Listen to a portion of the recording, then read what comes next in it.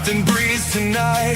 Scales on the slab, slow as a prayer. It dragged through the dark with the chain on its stare. Leviathan is coming. Leviathan is coming. Out of the lair and into the light. Leviathan is coming. Lorraine, you better hold tight, hold tight, hold tight. And good evening, everybody. Welcome to The Lair, your official podcast for Lorain County Leviathan FC, part of the Land Multimedia Group. I'm Ethan Greenberg. Alongside me is my co-host, Drew Hagenbaugh. And tonight, special guest, assistant coach, Amir Kettani. Welcome in, everybody, on this Sunday evening, the eve of the home opener for Leviathan. Drew, how are you this evening? Doing great, man. Spurs didn't get relegated, so it's a great day. Yes, that is a great day, especially when us here in Northeast Ohio, it's been bleak over the past 24 hours or so. Amir Kettani, Amir, coach, how are you doing this evening, sir? How excited are you? Great. Yeah, super excited. Thanks for having me on the show. Yeah, absolutely. So glad to have you on as we get to know all of the personalities of the coaching staff and everything that's going on behind the scenes for Leviathan, as this is the inaugural season for Leviathan. You've got one game in the books, and the opener, the home opener, is tomorrow afternoon, Memorial Day, 3 p.m. And yes, glory, Tottenham Hotspur. Glad to see we've got some Spurs fans in the crowd. I don't know if that's a blessing or a curse. Drew and I were still comparing notes on that. Amir, do you have a favorite Premier team? I've always supported Newcastle. Ooh. Yeah. Okay. Hey, that's how did you come to support them? Always been a big Shea Given fan as a kid. So I have an Irish side to me. I was born over there, so I followed him as a kid, and You were born over there? Yeah. Mother's from Dublin. I was born in Ireland. Yeah, so came over here in 1984. So yeah. Hey, Wow. that's good. 1984. You came over with George Orwell? What? No, yeah, came over. Yeah, my parents in a suitcase. That's it. Yeah, that's There it is. There it is. Well, yeah. My dad is from England, Very London, cool. so that's the Tottenham part for me. And then Got Drew's it. got his own story of how he found the sadness of Tottenham Hotspur. Nice. Yeah, it's a rough one. Oh boy. Well, thank you for being here with us tonight. We really appreciate it. Again, thank you all for tuning in this evening here to The Lair, your official podcast for Lorain County Leviathan FC, part of the Land Multimedia Group. Also want to just mention right off the bat, thanks to Dick's House of Sport, a proud sponsor of the Land Multimedia Group. Be sure to get out to Strongville Dick's House of Sport. It's not just a store, it's a destination. Coach Kettani, you are the assistant coach. You're the goalkeeper coach. For those of you, just as a bit of an introduction, this is a Northeast Ohio. Well, technically, you're not a Northeast Ohio native since you were born in Ireland, but you grew up in that. You grew up in Kirtland. He went to Menor Lake Catholic High School. You played college ball at Ashland University for one season, then transferred to Cleveland State, where you lettered. I read from 2002 to 2004. In 2004, you earned first team Horizon League after leading the league in saves. And you've been the assistant, the head assistant and goalkeeper coach at Cleveland State, as well as the head coach for Lakeland Community College. And you've spent the past 4 years as the assistant men's coach and goalkeeper coach to Coach Blake New over at Oberlin. And yes, Coach Amir, my guy. Thank you, Mike Wilkes. He is out there. He is our man behind the scenes, part of the Land Multimedia Group. Thank him for everything. And yes, the assistant gaffer, as you are. You like that title? Sure, yeah, I'll take it. Yeah.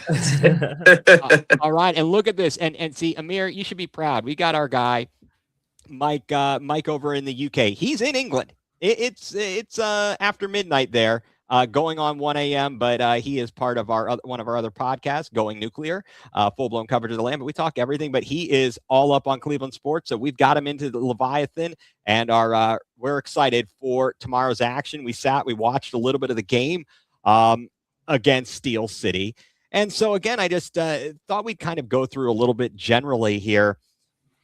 What are as a coach? What are some of the traits you look for with kind of the specialty on goalkeepers? Or do you look for a certain size, a certain mentality? Talk to us about that. Yeah, I like a guy who's obviously very comfortable with his feet, working out of the back. So a lot of guys, obviously, the guys we have they're big boys. But that's not necessarily the biggest trait I look for. It helps, right? Obviously, when you're 6'6", 6'4", and 6'3", but to be comfortable with their feet, to be communication's massive. I always say the bread and butter is between the ears. It's the way you think, the way you communicate, the way you help your teammates out. So because at this level, everybody can make saves. It's the little things that different make you different, right? That change you to the level that you want to go to. So yeah, so that's kind of the way I like to. The biggest thing is communication, distribution with their feet, obviously, and obviously good shot stopper. That's the basics to it. So yeah. So you'd be a fan of Marv Albert saying a kick save and a beauty. Yeah. Anything with a clean sheet, sometimes it doesn't matter. Not everything's gonna be pretty. I always tell people that. So yeah. We understand watching goalkeepers that are not pretty. Yeah. Especially as Spurs fans, we're well aware of these things. How do the goalkeepers on the Leviathan squad fit that mold for you? We know that Zoltan Nagy started against Steel City, and that was a 0-0 draw. So you got the clean sheet there. Yeah, Z was big, man. Especially for the team. We've only really been together for a few weeks, molding together. He came out and he commanded his box. He did what he needed to do. Not everything's gonna be perfect, like I said, but he adjusted well, he communicated well, and he made the saves in the certain situations that he needed to make. Big and small, right? So sometimes people see the big save, but that's kind of part of the gig, right? It's the little things that go the longer way, in my opinion. So, and speaking of the little things, as you're working with Z and other goalkeepers for Leviathan or at Oberlin or anywhere you've been along the way, do you give any special direction or instructions to your backs and the team in terms of how to best set up for the goalkeeper, to set them up for success? How do you integrate all of it? Not just the goalkeeper, but just keeping the goalkeeper in mind, speaking about how to set up for a set play and so on and so forth. Like set pieces, yeah, just I always tell the guys, keep your head on a swivel, right? So communication is huge. Know, what your right back, what your right center back's doing, left center back, left back, holding mid, depending on what formation we're playing, who's playing the back line. But it's not just always the back line, it's the guys in front of it too, because people forget, oh, well, the back line's not having a good day. Well, there's 6 other players in front of them defending too. So people forget, like, oh, it's the holding mids, it's the outside back, it's the forward. They all have to defend as we go. So the last case scenario is obviously the goalie. So you have to be able to kind of be I would say the backbone, the spine of the team, So is that probably a better explanation for it? But I always like to say, like, hey, like, everybody has to be involved, not just guys who defend, so. Right. So you're saying it's a team game. Yeah, I would say it's a team game. Yeah. Fair enough. So Yeah, I like to tell them, the guys, hey, like, think about it as you're the quarterback, right? Yeah. So you need a quarterback goalkeeping. You need a solid goalkeeper, because if you're going to be shaky, those guys aren't going to have confidence in you as much, and they're not going to be able to maybe play as free or make a move or make a decision that they know that, hey, like, if it's Patrick or if it's Z or if it's Steven in goal, like, they know that they're going to have their back, right? Like, it's that kind of it's a hidden confidence, as I say, right? Yeah, you want to make sure your goalkeeper's super confident. You can play the ball back to him, because as a former wing back myself, like, I had a goalkeeper who was horrible on the ball. The confidence to try to play it back to him, it's like, ooh, I'd rather just kick the ball out of bounds. Not play to him. Not good. Yeah, not good. Yeah, it's never a good thing. you said it a minute ago, with kind of being a brand new team and basically having a week or so to train and get to know each other. How kind of difficult was it to kind of grow into the game and get those nerves out? Yeah, I think it's just guys are. I mean, look, everybody here is either playing at a good level, played at a Yeah. good level, or is trying to play at a higher level, right? Mhm. So it's a feeder system. So guys want good film, guys want to be able to play in a good team, and they want support. So they got to show up, and at every aspect of it. So that's a big part of it, which helps us. So when guys come in, they know that okay, either they're going to go back to their school in the fall and try to keep their spot or make that team better, or they're trying to go play USL one or MLS next or MLS. And then the guys that are coming through high school now, they're going to be going freshman in college. So there's always a ladder. There's always a ladder of improvement and getting better, and that's why I wanted to do this. It's just fun. So Yeah, yeah, everyone's at a good level, and you're going to be playing players at the same caliber or better as you go. absolutely. Yeah, and speaking of that, what would you guys be looking to specifically improve, you and the coaching staff upon your next coming match against FC Buffalo, who drew Akron City? Okay. I mean, just to get more familiar with each other as we Yeah, go. Every session we get to know each other, kind of the flaws, the good, the bad, and get more confidence, right? Get fitter, get stronger, get faster, work better in transition, little things like that. Yeah. So we're slowly improving and doing the right things. So Right. What were some of the positives and negatives from Leviathan's season opener versus Steel City FC? Again, as I mentioned earlier, it ended in a draw, or pardon me, 0-0. But positives, negatives from your point of view. I would say that the positive, I'll start with that, was just coming on the road, right? New team. Mhm. I didn't know much about them. I guess they had a pretty good run the past few years. So going 0-0 anywhere on the road, especially with a newer team, that's a big part of it. But the guys, they buckled down, they fought, right? They didn't give up. And that's big for me, especially game one. Guys weren't afraid to express themselves and say, hey, figure it out, or hey, do this, or hey, do that. So the negative, I mean, I don't use like the word negative. I like to say, things you can work on. Yeah, like we obviously there's things we need to do. We made some transitions that we needed to make. We maybe fitness, little things like that. But yeah, like that's part of the game, right? Like, if you were in preseason for a month, you wouldn't be as hard on yourself. So Right, right. And Drew is more the soccer expert here, a little more when it comes to the tactical side of things, right. and with his playing experience. But it appeared, at least early on, it certainly looked like Steel City had some. I know it's generally different players Sure. from even the season before, but they've got. This wasn't their inaugural campaign. This is their I believe their second season, and they seem to control, at least at the outset. But at least by the second half and after the video feed came back on, Leviathan was playing better. A lot Mhm. more opportunities there. And I guess is that a pretty good, fair assessment of things? What did adjustments or things did you have to say at halftime that maybe made that difference? Yeah, Coach Blake, we both decided a 3-5-2 formation would give us Okay. a little bit more of a role, a little more freedom. We took a gamble later on in the game with no subs left when we subbed everybody else on, saying, hey, let's just roll the dice here with 20 minutes left, because if a guy goes down or something happens, we got to play a man down. But we decided, hey, we got nothing to lose right now. So and let's go at them, because there was holes we saw, but yeah, for the most part, they were pretty proactive the first 20, 25 minutes, which I get. They're thinking new team. We're gonna try to get on these guys quick.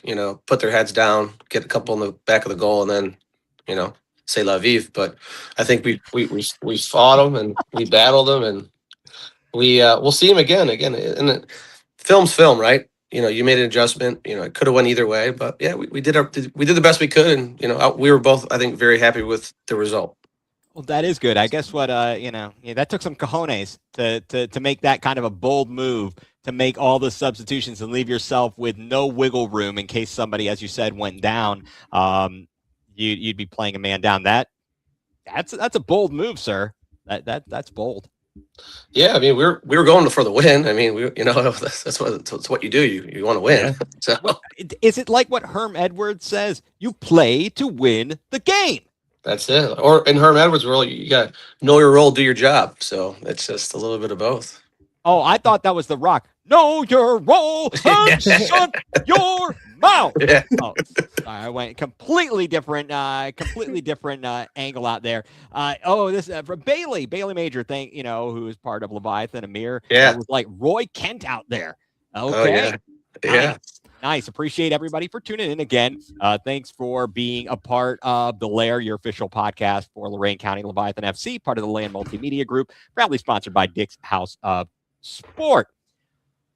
Moving forward, tomorrow afternoon, the home opener. First of all, and you kind of got into this, how was the practice at the stadium tonight? Because you said to us before we started, this was like the first time a lot of these guys, even you, getting to see the pitch out there. Talk to us about that. Yeah, it's a cool little spot. I was super impressed. I think it'll be fun tomorrow. I mean, the weather's supposed to be nice. It's a holiday weekend. Hopefully, I believe a lot of fans will be there. So yeah, it's something new. The guys are buzzing. Yeah, I think just the opportunity to once you get there, see it. Like it's like Christmas Eve right now. Tomorrow's Christmas. That's kind of for a lot of people right now. So, Will you be wearing a kilt in the parade to the stadium? I will not be. Sorry. Will you be playing bagpipes? No, I will not be playing bagpipes. Oh boy, I know that only one game played for Leviathan and only one game played for Buffalo at this juncture. What's the scouting report without giving any strategy away? First of all, what's the scouting report on FC Buffalo for the fans out there? Yeah, I mean, they're going to come in. They're going to work hard. They're going to give us a game. I mean, just like anything, right? These are the same thing. They're college kids trying to prove themselves. And as I told the guys, and I will tell them again, you never know who's in the stands. You know, the MLS scouts, USL scouts, agents, players that are recommending other players. Like, it's just kind of like, it's a big transfer window for all these guys. So as I always say, you try to put zeros and commas in your name on a check. And this is what these guys for FC Buffalo and for our guys have to do to go to the next level. So it's always going to be a battle, in my opinion. Yeah. When you watch the film, are there any particular players that stood out from FC Buffalo, either by name or number, that we as fans might be looking and going, okay, yeah, that guy might be somebody that's potentially at any point in given moment could do X, Y, or Z? Well, I always tell people this, and I'll be frank. The football's a game of opinions. I thought your name was Amir. Yeah, no, yeah. Frank, your name is Amir. It's a game of opinions. So, you know, I could say this or say that, and you could think I'm wrong or right. But yeah, they're gonna come, they're gonna give us a game. I mean, they're gonna wanna get a W, get the 3 points on the road, and you know, we're gonna have to battle with them. Yeah, and I know that Mike Wilkes again said you're calm and collected on the field. You're normally calm and cool and collected on the field. Little different, you know. You're kind of. He says you're a little bit fiery. Is that so? Well, you got to turn it on, right? You know, I agree. You got to compete, right? So when I always tell people, you know, you're different in the office, but when you're out there trying to make it happen, you know, you got to be able to, you know, express yourself. Express yourself. Oh, sorry. Darn it. I'm just going all over the place here. This is just too fun here. Too fun. Speaking of that, coaching methods. Do you find that you have to model or vary your coaching with players and their personality to get the best out of them? Because obviously you can have guys that are both very talented, but respond better to different ways of coaching. Do you have to kind of deal with that, to put it nicely? Yeah, it's like being in a job, right? Everybody's a different personality. You know, some guys you got to, you know, grind out a little bit. Some guys you just got to have a joke with. Some guys you got to sit down and just, hey, how's your day going? You know, it's just kind of, it's like you're a psychologist too. You know what I mean? When you're a coach, you know, some guys are down. Some guys broke up with their girlfriend. Some guys, you know, yeah, it's a wide variety of stuff. And obviously with the game changing in the past 20 some years with kids and social media and stuff, yeah, you just gotta You got somebody got to put your arm around them a little bit. So, Huh. Is that how you were coached, or how did you respond best as a player? I mean, yeah, those days were not there when I was a player. No way. That was a little rougher. You know what I mean? So I always say the way I was coached by certain people, but I would say that I became a better coach because I learned what not to do. No, that is fair. I think that we were just having a discussion about some comments made from De Zerbi, the new manager for Tottenham, and who Okay. led them to fend off relegation. Talking about, what does he say? What was it, Drew? If you don't, He said, if you, I have to look it up. Essentially, if you don't learn from history, you're doomed to repeat it. But he said, if you don't learn from history, you're stupid. Is that what he said? Yeah, he said if you try not to forget the future, then you're an idiot or something, because like you should never forget, or if you forget the past, you should never forget the past, because if you forget the past, you're an idiot or something. Because he watched the reminder of like, hey, look, yeah, we were in a relegation battle, but we're not gonna be like, okay, next season's a new season, we're just gonna forget what happened. Like, no, you're gonna remember what happened, and you're gonna use it as fuel to the fire, and you're gonna use that to be better. Yeah, I mean, I had some good mentors for sure. Don't get me wrong. I mean, it wasn't just all negative. Yeah, you take the good with the bad and you move on. So that's really kind of it. But yeah, that's when I got into coaching. You know, you learn something new every day. And as a coach, you know, sometimes you think, hey, it's all about I'm going to do this, and then you're like, wow, that was a terrible idea, and then now you adjust. But some coaches don't do that. They just stick to what they always do. Exactly. So yeah, so I would say the better players adjust. I gotcha. Philosophically, as a goalkeeper, do you feel that guys perform better when they're more engaged in a game, when it's a tight game, versus maybe if you've got a few goal lead? Yeah, I mean, it depends on where they're at. I mean, that's a broad question, because sometimes in the goal, right, you get a little bored when it's 4 or 5-0. Yeah, that's normal. Yeah, like that's just common sense, right? So, but Well, I didn't say I did. I asked good questions all the yeah, time. no, that's okay. Yeah, but yeah, like obviously you want to, but you want the W. So that's the way I look at it. So sometimes the games will be easier, but sometimes you got to grind it out, right? Definitely. You said there's a buzz around the team. What's the energy level at? Like, compared to the game the other night on the road, what's the energy level at? Is it the same? Is it higher?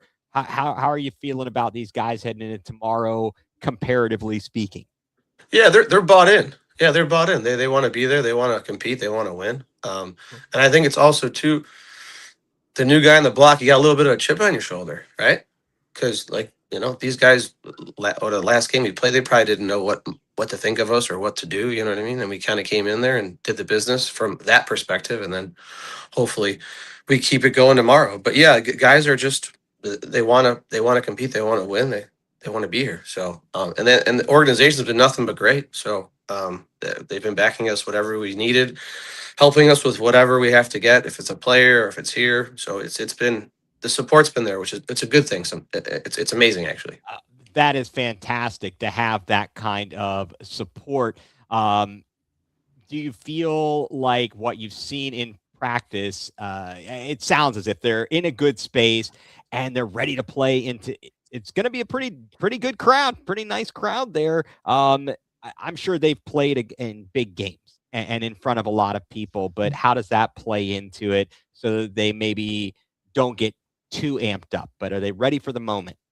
Yeah, I mean, a lot of these guys play at pretty high levels, so they're used to it. They have the pedigree, but until you step over that line, right, and then you got to compete and play. But yeah, it'll be fun. I mean, listen, this is new for a lot of us, so it's not like we've been here and done that. We've coached, but tomorrow will be something new. The first game ever there played, I believe, a soccer game. So yeah. So, yeah, I was just watching the MAC baseball championships that were being played there this weekend. And who won? Who won the MAC? I know the final. Well, Toledo knocked out my Golden Flashes. Okay. And I assume they were playing Western Michigan, but Sure. maybe not. I can't recall off the top of my head, but it wasn't my team, so I'm kind of bummed, and that stinks, and so on and so forth. Maybe they'll get an at-large bid to the College World Series, but that's how the cookie crumbles sometimes there. You're playing there. You said it's probably it might be the first soccer match there. As a goalkeeper, you've probably played in many different environments. Do you have any issue with the turf field and how it plays versus grass? Yeah, turf is always a little bit quicker, and it's nice turf. I think they said it's only a year old, so it looks in great shape. It played well today. We like to play to keep the Blake style and Carl style. Also, we like to be on the ball. So by being on the ball, that quicker grass or like the field turf, whatever they say, turf, what do they call it? It's better for us, right? So the thicker stuff kind of limits us a little bit. We want the ball moving around. We want the possession. We want to be more attack driven. Right. It looked like they talked about the field. We talked about it with Blake last week prior to the match in at Steel City, and he was talking about them having a grass field and maybe it's Yeah. not always in the best of shape. From when we were watching, it looked like it was kind of thick, and maybe the Yeah, ball it was. was. And I know it was wet too, but it didn't look Yeah, like the ball was moving as quickly. yeah, it was thicker. I mean, that's a challenge too, but I mean, that's their environment and that's what they play with. So football's football, right? You got to play. So no matter what surface you're on.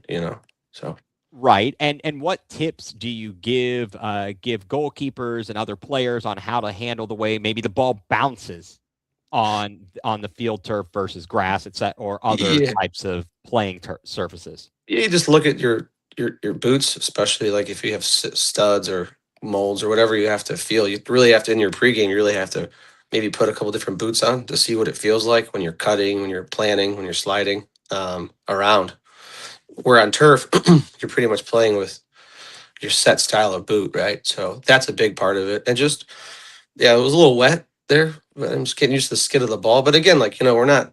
This isn't these kids' first rodeos. Like they've played on grass fields their whole lives. It's just depending on what it is. But the footing's pretty big especially for I know for goalkeepers, but just field players in general. The foot. So that was a big one. Yeah, and the weather, is that another factor? It seems like it's going to be all right tomorrow. Um, that shouldn't be an impact. I don't Yeah, think. I mean, as long as Correct. it doesn't snow, we'll be all right. Yeah, I'll be all I right. think you're going to be all right. I think you're going to be all right. And I popped up the comment there. Yeah, and Northern Illinois won the Oh, baseball. cool. And Nice. yes, it is the first pro soccer match in the There we go. stadium's history. Okay, let's see here. So, Drew, you got something on your side? Yes. Yeah, I mean, well, when it comes to the rain and weather, especially on the new turf and whatnot, I know you guys might have gotten a little wet earlier today, I'm sure. Mhm. With that new turf, does the ball skip a little bit differently than it would on like a different kind of like average turf or like a more weathered turf and grass or is it just kind of similar? It's pretty similar. Yeah, I mean, Okay, there's cool. not much to it. Yeah, because a lot of times, like you see, like these guys a lot you play in football fields, so sometimes the lines Yeah. aren't the same. But yeah, it's nice stuff. Yeah, I was impressed. Yeah, Well, I just like to know that. drainage is probably pretty good, right? I'm assuming, yeah. Yeah. I'm Yeah, sure you played on some nice fields in high school, though, right? Well, back when I played, I had to say, like we never played on turf. Like even in college, when I was in college at Cleveland State, we played on grass. It's kind of interesting. And what do you think about that from the perspective of the World Cup coming to the U.S., coming to North America? How they said, we're not doing this thing with turf. You're playing on grass. Whereas when the Women's World Cup was hosted here, I don't know if it was the U.S. or North America, but there were definitely fields being with turf. And this time around, they're like, no, no, no, no, no, no, no, no, not going to do that. Yeah, What do you think about that? yeah. I mean, grass is obviously if you play soccer, you always prefer to play on grass, right? That's the number one thing. So, but it's probably above my pay grade. But those guys make a lot of money, and those players are worth a lot of money. So the insurance policies are probably saying don't play on that. So that's my Especially at guess. the Meadowlands. Especially the Meadowlands. Yeah, That field turf has a history of tearing up right. career-ending, season-ending knee injuries for Yeah. players and such. I mean, grass is ideal. I mean, that's what anybody a nice grass pitch is what you'd like to play on. yeah. Right. And speaking of just all this extra or soccer is definitely growing in Northeast Ohio. Hmm. Now, and first of all, I guess I should ask, um, since you grew up in Northeast Ohio, I mean, did you have fond memories, or did you ever go to the Crunch games? What was your Yeah, exposure yeah, like to that? that was cool as a kid to go run around halftime with the balls and stuff like that. Yeah, that was pretty cool stuff. Yeah, I mean that's what I remember, driving out with my parents and then playing at halftime, or was it before the game? They kind of did that with everybody. Oh yeah, sometimes they'd have like a game at halftime. You go down Yeah, there, and then after the game, you might be down on the field getting yeah, autographs or whatever. That it was always a great experience, and things are really blossoming. Not just Leviathan, but we're talking about all the teams in USL too. The fact that Cleveland Professional Soccer.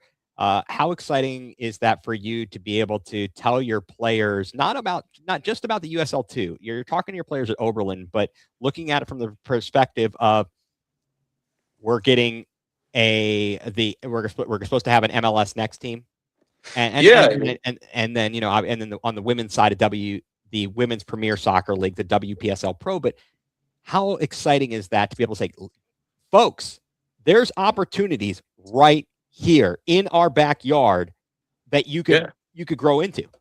yeah. You said the word right there, opportunity. Where a lot of times, a lot of places don't have it. When I was coming up, there was I think like only like 14 MLS teams and then a few USL teams, and it's like try to make a roster or a practice squad or to really get to where you needed to go. It just was not close to impossible, but it was a lot harder. Where now there's so much opportunity for younger players to get it at an even better level, and that's the thing. The better coaches should be at the 7, 8, 9, 10 year old. That's where the best coaches should be, not at the older ages. That's the thing they need to do a better job with. Whereas with all these opportunities now bring the right coaches in to coach these young kids and young women or girls, sorry, at that level to now build that opportunity to put Cleveland more on the map. So it's awesome. Yeah, absolutely. Are you going to be going to if you're in town? Are you planning on heading to the exhibition, the pre-World Cup exhibition at the down at Huntington Bank Field? I'll try to get some free tickets off somebody first. Yeah. Hey, I think But hey, I'm all for it. Free in my one of my yeah. mottos is free is good. Yeah, I mean that's awesome. Cleveland's doing that. I mean, I went to a national team game. It was like 5 or 6 years, or maybe longer than that. One, I forget who was it. Was it Belgium? Were they in town with the U.S.? It may very well have been. Was it Drew, do Brown you know? Stadium? Yeah. Oh, I think because I remember this. I was at it was the Gold Cup, I believe. It was like Trinidad and US or something, I believe. Okay. Yeah, Because I thought there was one even further. Maybe it might have been 10 years ago. It was like Belgium versus yeah, I don't know, but yeah, but it's awesome. I mean, I think the opportunity for everything they're doing it's awesome. It's a step in the right direction. Is that a better way to put it? It's all a good way to put it. Yeah. It's all an excellent way to put it. I know that last year they had a lot of fans, a big crowd go down to the stadium when Inter Miami played there. Yeah. Yep. Messi, of course, to catch him there. And how do you see soccer growing in the United States? You hit on it a little bit about the coaching at the lower levels. There's a whole thing around soccer and the cost of entry into getting into the right leagues and so on and so forth. Any thoughts on how that can be changed and where to even start so that it's not just about the people who have the means to pay to be in these leagues and to play these travel soccer leagues to still get noticed. It's no longer you play for your high school, you get recruited, you go to college, they see you. It's so different now. Yeah, there's more opportunity for sure, but I mean, the financial piece that's a tough one. That's a tough because it's obviously people that have these clubs and these whatever they are teams they have to make money to support their organization, their business, and as a coach, you have to get paid to coach, right? So, but when it comes to the process, there has to be some type of like even keel, like level. They have to figure that out, But I don't. That's kind of the $1 million question, to be bluntly honest with you. I think not just in Ohio, but everywhere, because I believe if you're with the MLS clubs, you don't pay to play for like MLS clubs, and I'm assuming it's like that with maybe the USL Pro teams, their youth academies and stuff like that, and so on. But Yeah, the youth level. I mean, I live in Bay Village. We just moved here recently, and they have a massive youth. My kids are 6 and 4, so they're that little guys. But yeah, I mean, I don't think they charge very much, but just maybe charge a smaller fee, and then as they grow, they move on. But I think big corporate sponsorships always help, right? That kind of could hurt, helps. I mean, It that's helps kind of defray my the two cost. It cents. helps defray the cost. Yeah, yeah, And again, if you want to get the best players, you don't want to have that barrier to entry where, oh, you don't have the money, you can't play. that's a tough You pill to swallow. I would agree. Yeah. it's troubling. I told this to Coach, to Blake. My niece, she plays Division 1 at Gardner Webb, but she traveled. She played in ECNL, and Okay. she's she doesn't have any siblings, but traveling all over the place to all Not these cheap. tournaments and stuff. It's expensive. It's very expensive. But again, like other sports do it, like hockey, basketball, Yeah. baseball. Like, so it's just youth No. sports in general, right? All of it, and it's kind of crazy how that has morphed. And Mike, always on top of it. U.S. played Belgium in Cleveland in 2013. I was there. Yeah. 4-2. I was at a game at the old Municipal Stadium when the U.S. men's team played Bayern Munich. Oh wow, very And cool. I think Jurgen Klinsmann was playing for them. And Yeah. my dad had some choice words for the officials. He told one, he said that his mother reads the meatball. We still don't know to this day what that really means. Yeah, I don't know. But nevertheless, nevertheless, I think at that time maybe Brad Friedel was in goal for the U.S. Really cool, nice. Yeah, absolutely. Well, Amir and Drew, do you have anything else? I don't want to cut you. No. off. Yeah, you're good. You're good. Well, Amir, Coach, thank you so much for your time. Thank you for having me. It was awesome. And best of luck tomorrow. Best of luck all season long. We are going to be watching along with you. Drew's up in the area, so you'll probably get to meet Drew in person. I'm a little bit further away, but if I get up to Northeast Ohio and I'm there on a game day, definitely we'll try to get it. Yeah, that was the game I was at. 2019 Trinidad Tobago Gold Cup. Oh, nice. Cool. Okay. Yeah. There it is. But Coach, thank you so much for your time and good luck tomorrow. Thank you so much, guys. Appreciate it. Well, thank you very much. And so that's going to do it for us here tonight. For Coach Amir Kettani, for Drew Hagenbaugh, I'm Ethan Greenberg, and you have been tuned into The Lair, your official podcast for Lorain County Leviathan FC, part of the Land Multimedia Group. Thank you, and until next time, we'll see you later. And I can't hit the end screen.